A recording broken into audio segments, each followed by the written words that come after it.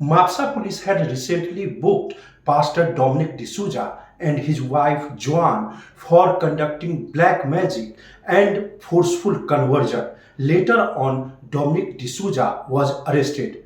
But later, Dominic is released by Mapsa court on the conditional bail. Now the North Goa SP has written to the North Goa collector to extradite Pastor Dominic D'Souza and his wife, contending that he has been involved in more than one cases of forceful conversion and destroying peace of the society.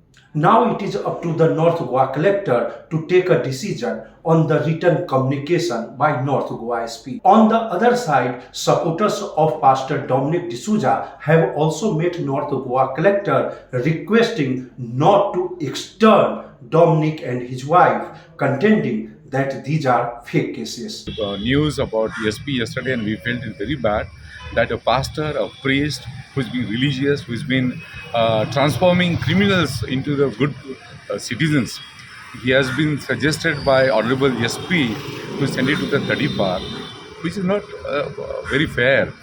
When we've gone through the records of Pastor Dominic and John, all those cases, it's very evident that there is not a single evidence that they have found about the conversion. Because today they may be targeting Pastor Dominic and Sister Joan, but tomorrow they will come for everybody. And it's not just about Christians today, it is about each and every religion. All of this is happening only at the time of the election.